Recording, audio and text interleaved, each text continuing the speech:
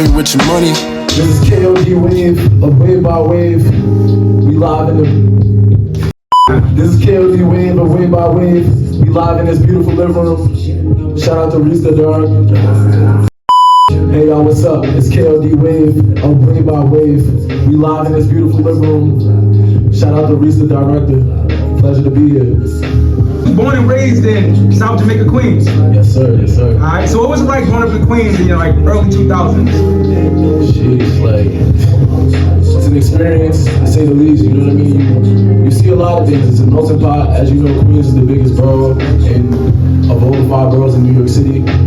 You grow up accustomed to your environment. You grow up as a product of your environment, to say the least. But you just see a lot of shit. You know what I mean? From a lot of things going on in the hood. A lot of things in, the gentrified areas that we know of today, like, the story is in Long Island City. So, like, it's a melting pot, to say the least. You see culture. I mean, people of all colors, creed, nationality, religion, and it's up to you to do whatever you want about that. Right. So, like, were you relatively a good kid or bad kid coming up? Growing up, I was a good kid. Okay. I was a good kid, very focused in school. You know what I mean? I played sports, so it always kept me out of the troubles and the ills of my environment. So, yeah, for sure. Definitely a good kid. So, like, tell me like the craziest thing you've seen coming up in Queens. I don't really want to glorify it on camera, but like seeing peers pass away and shootings and things of that nature.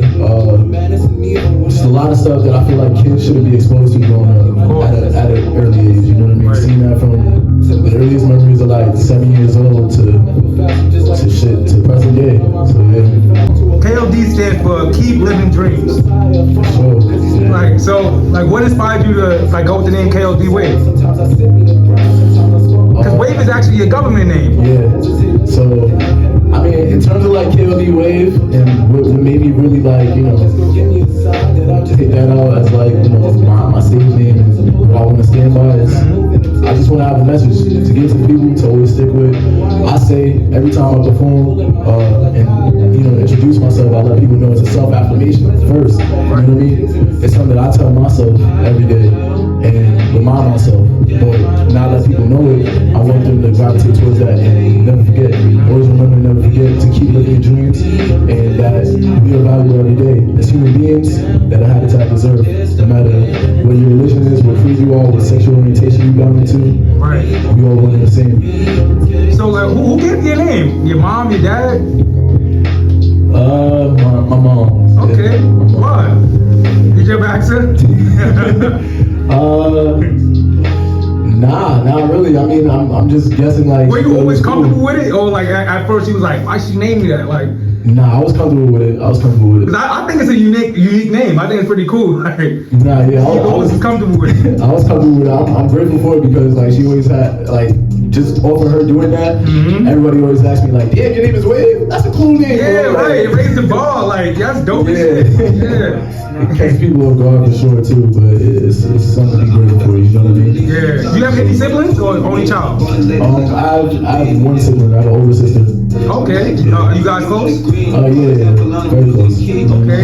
You were telling me before we got on camera, your sister, she went to the same school as Nicki Minaj. Yeah, middle school. MS 210. Okay. Yeah, that's what's up. Do she got any crazy stories of seeing Nicki before she her come up? Nah, not that I know, because there's a difference in age between them. So she's younger than what Nicki was. So she just remembers going to the same school as her. Right. Yeah. Okay. You've been an artist since 2019. But before you started taking music serious, it was a time when ball was life. Yeah. What made you stop playing basketball? And you had a scholarship. Yeah. What made you drop basketball? Honestly, I felt like making music was always my goal. You know what I mean? Even when I was playing basketball, I was always into poetry. And it's been beyond that. I was always a good kid in English. You know what I mean? Growing up, I always had a high vernacular, high vocabulary. Right. I can definitely tell. Yeah, so I gravitated towards music. I always felt that it was more powerful than putting a ball in the hoop and being a social influencer through sports. by being able to use my message through music, which is a powerful frequency that the world typically gravitates towards. You know what I mean? Music has no language barrier, so I felt like it was always like my calling and something that I wanted to give out to the world. So is it true you used to do Michael Jackson impersonations when you was a kid? Yeah. For sure. And the talent shows and everything. Yeah, I thought I was little MJ, man, like, for sure. So like, yeah, at a point in my life, I moved upstate when I was little in middle school. My mom had wanted to get a job. What part of upstate? I lived in Albany, but in a small town called Colony. Okay. And, you know, it was very, like, different. I saw a lot of, like, you know, people that didn't look like you and I was, like, exposed to something new. Like, I was taking chorus classes and things of that nature. I was like exposed to a lot of stuff that a kid from Jamaica, Queens never would imagine to see growing up. You know what I mean? Yeah. So with that being said, I wound up, you know, getting into like talent shows and doing a lot of obscure things like creatively, and you know, it showed me my love for attention of being on stage and showcasing my talent to those that are around me. So yeah. Okay, I definitely can see your inspiration from Mike Jack, because I was watching your music video, ID, and like I seen like the train station scene and like the whole Beat It impersonation. That was dope. Like.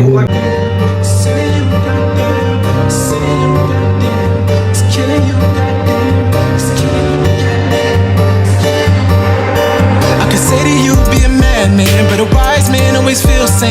Some days I don't feel safe. Tell you what that pressure feel like when you're scared, running for your life. No way you went pipe. So yeah, you don't feel right. So yeah, you don't feel right. Who directed that? I co-directed it with a friend from high school of mine. He goes by Kawal. Okay. Yeah. So like he's also from Queens as well. Wait, you said Bamal, right? Nah, Kawal. Kawal. Oh, Yeah. Okay. Yeah. How long have you guys been working together? Well, we don't work together no more on visuals and stuff like that, but like we started around that year when ID dropped. So yeah, it was like a new collaboration for me, because like I always wanted to make videos, and like he just happened to be somebody that I went to school with and was like, yo bro, I do this stuff, this, that, and the third, like let's connect. And that's what's up. Yeah. So would you say you come from a musical background? Nah. No? Nah, not at all. Wow. I feel like, why not? Because a lot of I didn't say why not. I said wow. I'm surprised. Oh. Yeah. Like for your love for music, I'm surprised. Like you didn't hear music on Saturday mornings and stuff like that. None of that. Nah, I mean, alright. In terms of that, yeah. Like I grew up with music always in the household. My mom was a huge fan of Notorious B.I.G. That's her favorite rapper. She loved that man to death. You know what I mean? Still to this day, like she can name all his songs, recite all Biggie lyrics from Ready to Die and Life After Death from front to back. Yeah. So yeah. But like nobody in your family like played any instruments or rap or did anything with music? Nah, not that I know of, you know what I mean? Unless it's somebody from generations ago that like I have no awareness of. Okay. So 8 months ago you dropped a single, Keep Living Dreams. Yeah. And I think it was a pretty dope track. Yeah. It's coming right now. So any plans for visuals? Oh yeah, for sure. Definitely. That's really the next step with it, you know what I mean? I don't know if that's the next music video I plan to drop, but when I really start rolling out this project that I've been working on, called All vs. We 2, it will definitely be the first music video that will be released. Okay. Yeah. So how long have you been working on B-Mar? I've been working with B-Mar since about 2019. Dope, like that track Nightmares is fire. Yeah. Like fire, the visual and everything. Like I think he even remastered it. Like he remastered the project, like it was like fire. No project on his behalf too. Yeah. You know, it's like how did that collaboration happen? Well, that collaboration happened from us having like peers that we worked with prior, and like, you know, similar, like, you know, kind of like mutual friends that did music, and we was just like, yo, like, you dope. Yeah. You know, and like, let's work together. Future, right. Yo, y'all niggas is crazy though. In the cemetery? Yeah. Who idea was that? He takes all the credit for that. You know what I mean? Him and my friend Heck. And you was with it? You was cool with it? Yeah, I mean, at first, I ain't gonna lie, I was down with it. I'm like, yo, bro, like, I'm uncomfortable with right. dancing and, you know, moving around. Chilling on the tombstone. Yeah, like. When it's night here, I'm right here. Waking up, holding my breath, and visions and nightmares that I fear. But I'm looking at seeing my death, ignoring these dreams, ignoring these sounds. But what does it mean if I'm falling from sky? What was the shit that influenced the days that I'm seeing? I know that shit wasn't from God. Get in my way. If it's a message from Satan, I block it out of my brain. I feel like that nigga been all on my way. I feel like that nigga been causing me pain. All this shit cannot maintain. Faith through prayers that keep me sane. Feel the mail, it get strange. See, I'm but you know, I'm like, yo, they in the cemetery for yeah. real. Like, where y'all was at? What part of the state y'all was in? We was in Long Island. I think we was in Suffolk County. Okay. Yeah, sure. Dope. So who engineers your music? A man by the name of Russell Miller. I started working with him in 2019. He tracked my first record, and ever since then it's been like an Been locked in since then. Yeah. Oh, dope. That's what's up. Sticking with the same engineer. Yeah, I truly try to keep everything that I do musically in house. You know what I mean? So if I work with somebody, I'm very loyal. Like I don't really drift off and work with other people like that. Right. So who book your shows? Currently me. You know, I'm my own manager and supporter as of right now. I'm looking to find management and things of that nature. Currently, like, you know, I have a few people that are trying to get involved with that situation. And, you know, from there on, hopefully I won't have to be in. So, like, if anybody was inquiring with booking you, they can just, like, straight just hit you in your DM for a show. Hit me in the DM, or you can email me at KLD llc@gmail.com. All right, cool. You was telling me that you wanted to be the voice for the voiceless, and I felt like that was like really powerful, and I think it's honorable. Like, so, like, what encouraged you to believe in yourself? Like, in terms of what? Believe in myself in terms of what? Like, just creatively? Yeah, just creatively. Yeah, just believe in yourself. Just to be a voice for the people is like that's a lot to take on. Yeah, I mean, I feel like God first with everything. You know what I mean? Through every song, through every lyric that I compose, it starts from the highest source. So all praises due to Allah for that. Sure. Okay. So has music always been natural to you? To say the least, not to sound cocky or overly confident, yeah. Okay. That's what's up. So, like, tell me about your first musical memory. Seeing DMX and Alia's Back in One Piece video when I was little, and then playing my dad's like burned DMX Stop Being Greedy CD. Yeah. So, like, who encouraged you to believe in yourself? My parents. And the people that I grew up around in my neighborhood. So like, it starts with my parents first, you know what I mean? My mom, to this day, she's a huge believer of what I got going on, whether it was playing basketball or making music.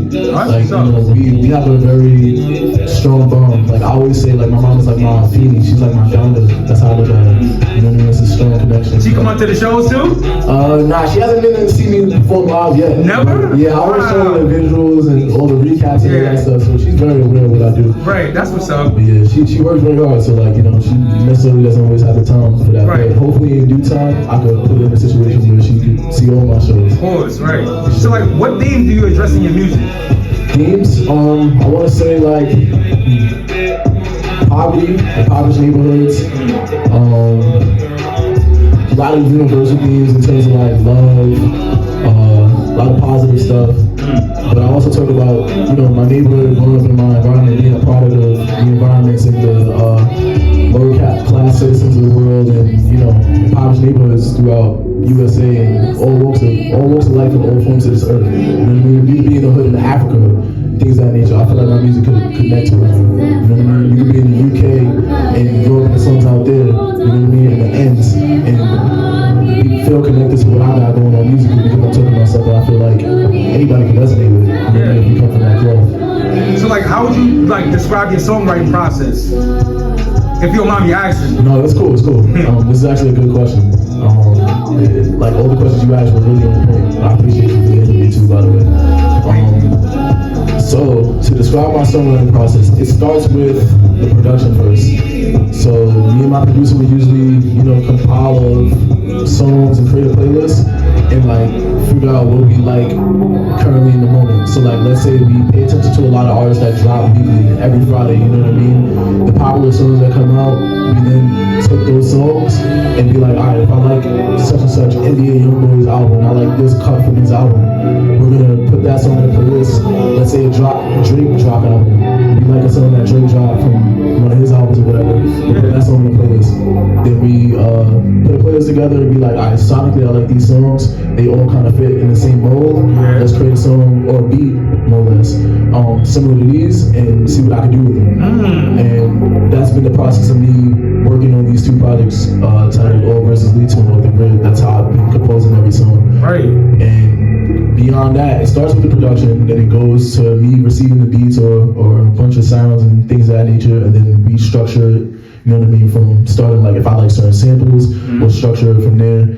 And when the beat is done, I'll play the beat, turn on a voice recorder, and then track all my vocals, like just mumbling stuff, whatever comes to mind first. Right. That's why I think it's a spiritual thing, because I feel like I never started with the actual words. It's God just giving me, you know, random thoughts and ideas, and then I wind up piecing the words together. So tell me about your worst music experience. Worst music experience? Sheesh. You don't gotta say any names or anything like that, but you know. Like in terms of what? Like So I mean, yeah, working with people. Like, has it been a time you've been in the studio and didn't know how to like explain like something you wanted done? You know, like as far as in that, or been booked for a show and get there and they're like, nah, you're not on the list.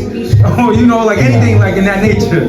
That's crazy. You got on the list as well. But, like, but it happens. I hope that never happens. Shit. Because that means I ain't important enough to be here. But worst music experience, I would say being in a studio with people that don't have the same drive as me. I've been around a lot of artists and things of that nature. I'm not going to call out names or whatever, but people that necessarily aren't driven. A lot of artists go in the studio, book studio sessions, you on borrowed time, you're paying for the studio session, you know what I mean? Yeah. So like you don't want to make every second count. And being there with artists that you know, go in there intoxicated, smoking, things of that nature, you know what I mean? And then try to write out a verse last second or not coming in with their song fully prepared. Personally for me, every studio session that I go to, I rehearse the shit out of every song. I agree. I could curse, right? Yeah. Trying to be civilized. But yeah, I rehearse the shit out of every song. So when I go to the studio, let's say whether it's for 3 hours or a 10-hour studio session, every song that I record is usually rehearsed down to the T. You know what I mean? From the verses to the chorus to even backing vocals. I go in there fully prepared. You don't want to waste the engineer's time too. So like, who do you listen to right now? Currently, jeez, wow, that's a great question. Brent Fires is a huge inspiration currently. Aaliyah, J. Cole. Wow. Yeah, Kendrick Lamar. Is it like a specific Aaliyah album or just like a song like when you say Aaliyah? 1 in a Million. For sure, 1 in a Million. I love that album. Right. That's my favorite project of hers. So yeah. Okay. So what is making it mean to you? Wow. And it doesn't have to be music. Just what is making it mean to you? Making it is feeling fulfilled with yourself first. You know what I mean? With what you got going on, and feeling like that you achieved a great deal of what you plan to achieve, because there's always more to achieve, you know what I mean? You can never be satisfied. So it's that, being able to put those that you love in a better position, your family, your friends, and those that you work with, you know what I mean? To put them in a better position financially, creatively, and being able to set them up to have just as much success as you, if not more. So yeah.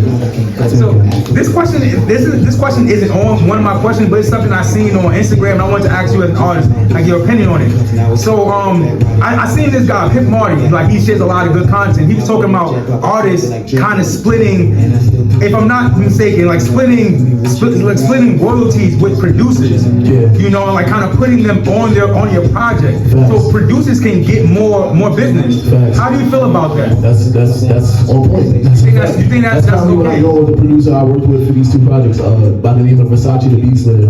You know, that's my boy Versace. Currently, like, you know, like I'm not paying for exclusives of the beats. We don't, you know, hundreds of songs, but I make sure he has his publishing right and all of that. You know what I mean? It went so much so to where like I helped him with the ASCAP, things of that nature, making sure his stuff is right. So when these songs do pop that we've been working on, that he can receive every residual for it, and you know, be compensated the way he should. Something I found out too, and I'm pretty sure you probably privy to this, but what you guys can do, like you can release just the instrumental on top of with your actual track, so you're getting paid 2 times now. And like now your producer, people are seeing his beat, you know, so like that's pretty dope, you know, like you're putting your producer in a great position, putting yourself on 2 times, like that's cool. Sure, that I'm all for that. So you agree, like producers should get paid too? Everybody everybody that you work with musically, you know what I mean? If you're not doing it all by yourself, then like, what are you doing if you're not crediting the people that you work with? They are a big part of the process as well. Right. You know what I mean? I look at it as like, you gotta know the people, you gotta know the names of them too. But a lot of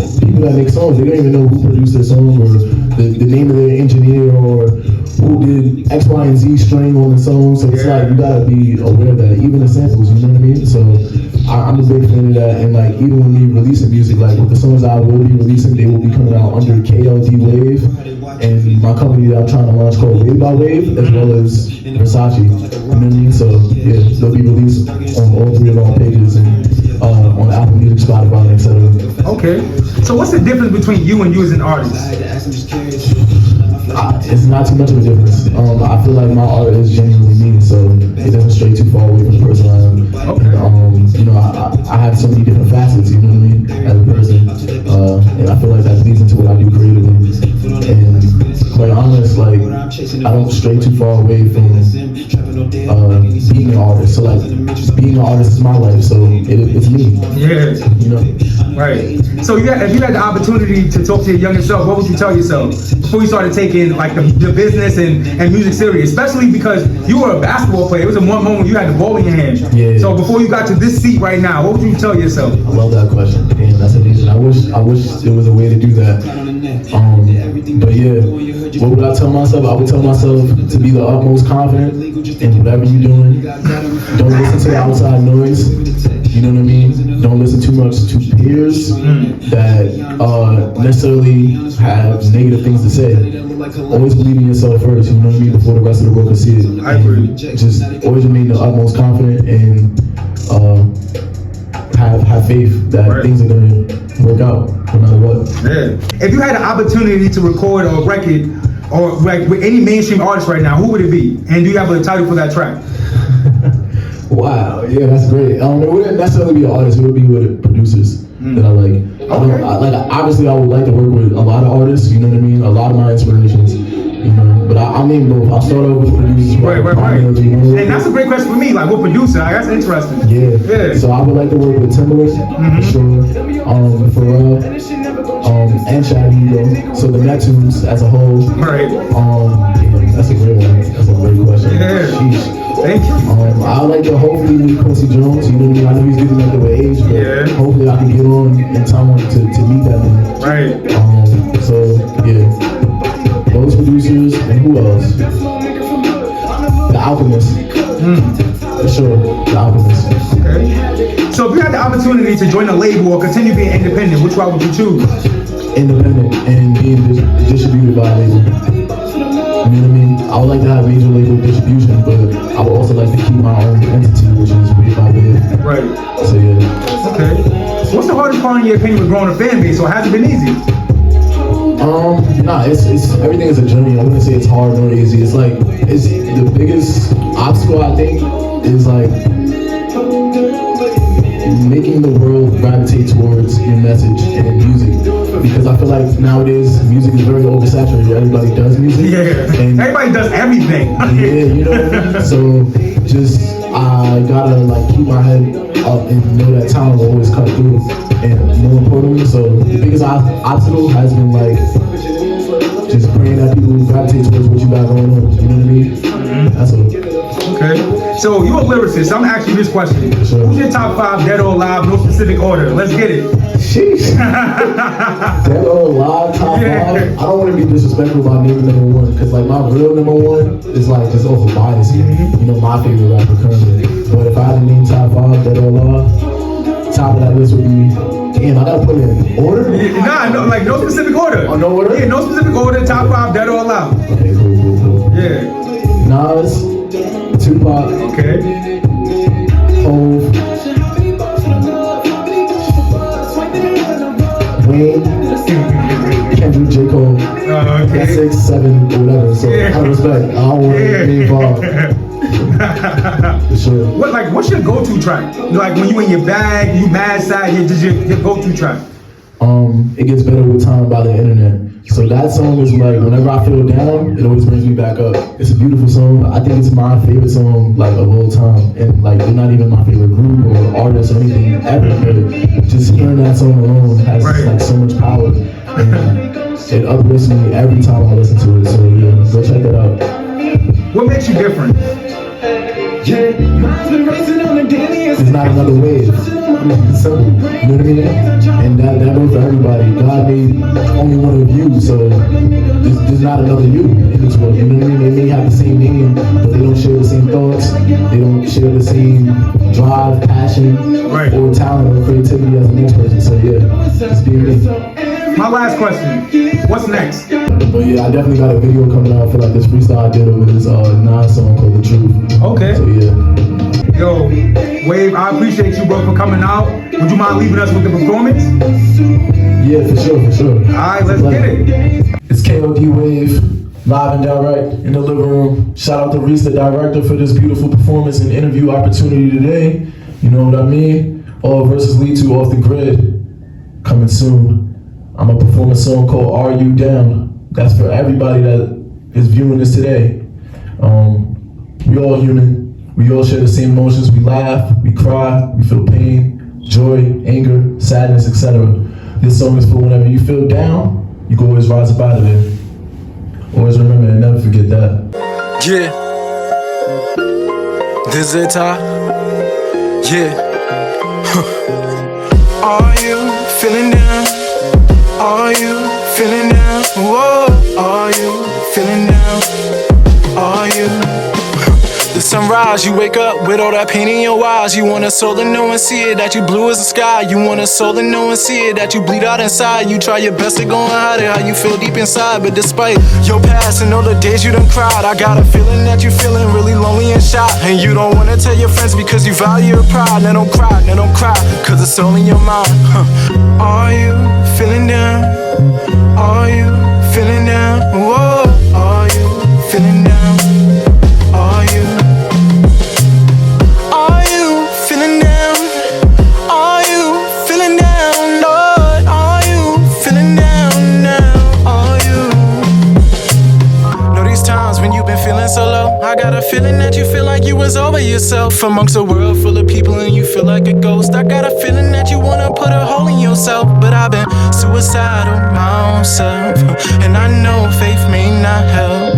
I know this world can feel like hell, but through the fire just remain yourself. A nice soul that I'm wishing well. So I drop down, sipping chains to your mind. You know fallen angels came from the sky. Just by feeling down, I'm sure you can rise. Are you feeling down? Are you feeling down? Whoa. Are you feeling down? Are you? Are you feeling down? Are you feeling down, Lord? Are you feeling down now? Are you? Know this girl from the town over, been feeling like a hoe. With all the pain she been through, little joy is what I show her. I know your world is colder, but I hope it brings us closer. In this world sometimes I gotta tell you so you know that life won't always feel so hard. Though I know some days you feel real sad. And you can be anything on this earth. You living like you in the grass. You not dirt, you shouldn't be hurt. Don't hold your pain, cause now you're making it worse. Look in your heart and know what you deserve, cause you know that you know your worth.